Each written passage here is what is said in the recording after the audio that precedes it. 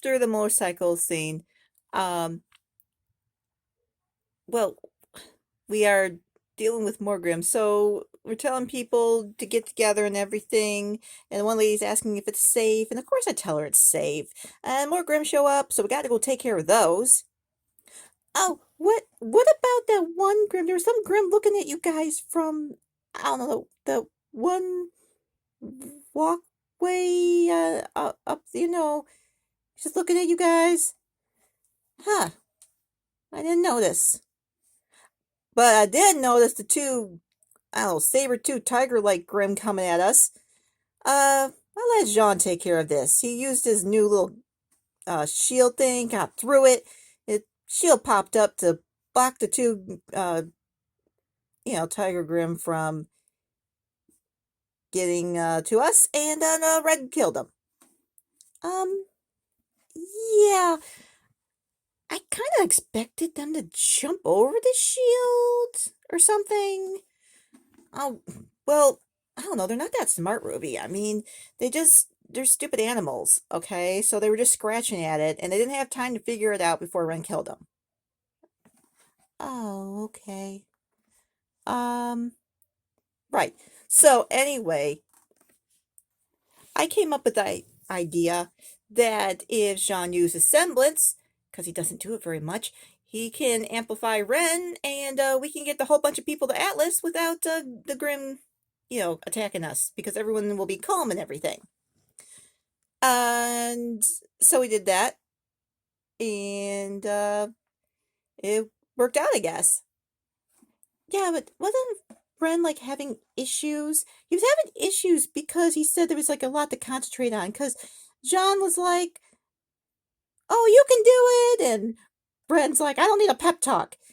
And I don't know why he's even struggling because he did it in volume six. He did the whole thing. He did the whole train, and he had no problem then. I don't know. Ren's been weird since we got to Atlas, okay? Don't know why, but it's just been kind of weird. But anyway, we did it. We got to where we needed to be, and we got everyone safe to the crater.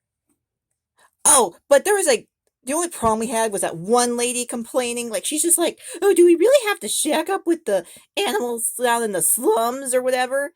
Meaning the faunus. And I was like, excuse me, the faunus were trying to help you. They're trying to help you, and like Atlas abandoned you. So, you know what? Just go get your stuff and we'll get going, okay? Um, right. Well, we also had Oscar's scene, which I really liked. He was talking to Osmond inside his head. And so he hasn't told anyone yet that Osmond came back. But he's struggling because he feels like Osmond like ruined his life. And he wants to be himself and not join souls with Osmond. I kind of understand. Yeah, but here's my issue. Who was Oscar before any of this happened? He worked on a farm. We didn't know his hopes or dreams. We didn't know a thing about him. But apparently he's upset. Even though in the end of Volume 7, he seemed okay that Osmond came back and said, hey, let's save Atlas together. But now he's upset again. And, yeah. Well, anyway, we can move on from there to our seeing why he's come back. Fine. Oh, right. Because I have to help everyone get to the Atlas military base. And, well, okay, May actually helped us get in. And, oh yeah, because I had this plan. There's this what's called snowshoe shipping, where everything goes right to the Sneed Dust Company and not to General Ironwood. And it basically these tubes where they send up the dust. So I was just kind of showing them that. Yeah, and oh, but before then, I wanted to quick talk about the scene I had with Penny. Because, well, Penny's sad because she feels that after she took the maiden power, she's not herself anymore. and she said she was a protector of Mantle, but now she's much more than that, and she says, I wish I was not. But I told her, either way, you are the protector of Mantle, and then we have a nice hug.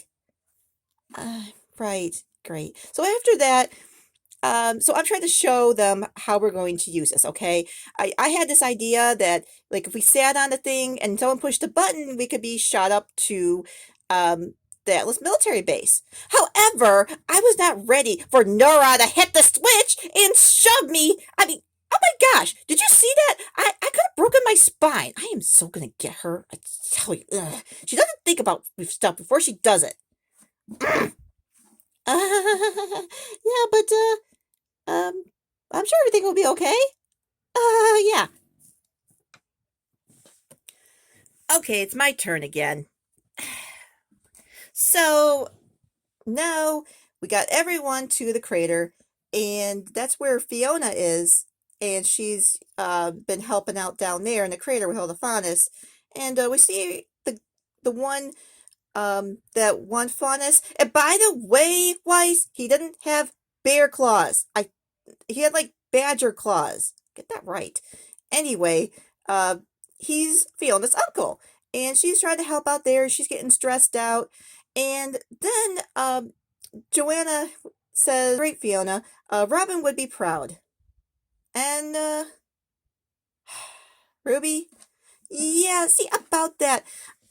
I get it that these happy huntresses are working without their leader, Robin Hill, and it's supposed to be this big deal, but oh gosh, I wish I liked Robin more. I would feel a lot more for this whole situation if I liked Robin more.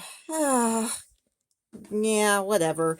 Okay, but I don't know. Fiona's just asking me, "Oh, I'm glad you were able to do this without the rest of your team." And I'm like sitting there like, "Well, of course we can do it without the rest of our team. What's that have to do with anything?" Tell ya. Okay.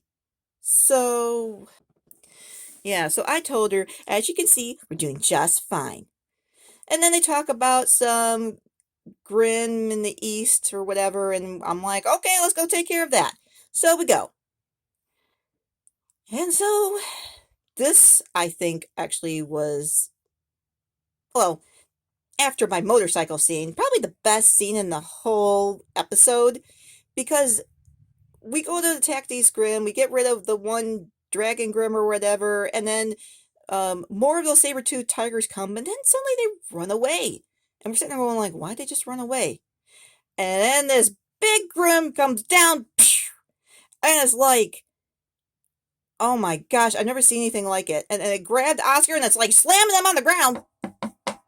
And, oh, wow. We're trying to stop him. Jean's trying to stop him, can't do nothing. Ren trying to stop him, can't do nothing. I couldn't even do nothing. I got slammed into the wall.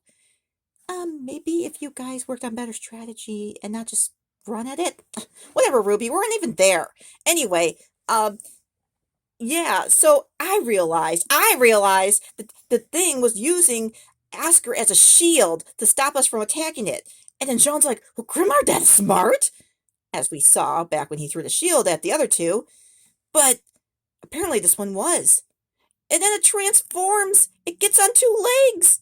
And then, oh my gosh, it did something that was unthinkable. It spoke. We said, give him back, and then the Grim actually said, oh, I can't do it, girl. But anyway, it was freaky. And then it changed again, and it gets wings, and it takes off with Oscar. Yeah, about all that, why were you guys just standing around with the thing transformed? What are you talking about? The thing, okay, well, the thing was transforming. You guys could have shot it or did anything. You guys were just standing there. Wait, what?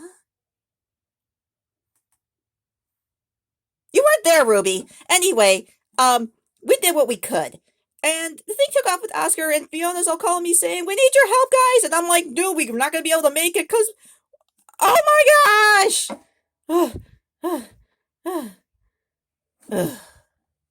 So that's where the episode ends, with the Grim flying away with Oscar. I hope Oscar will be okay. Don't worry, Ruby. Put a tracking device on him. Well, that's it. That's it for RWBY Volume 8, Chapter 2. So that's our review and our thoughts on it. Hope you enjoyed. Please like, subscribe, and share the video because we like people to see what we do. What? Okay, everyone. Thank you. Bye-bye.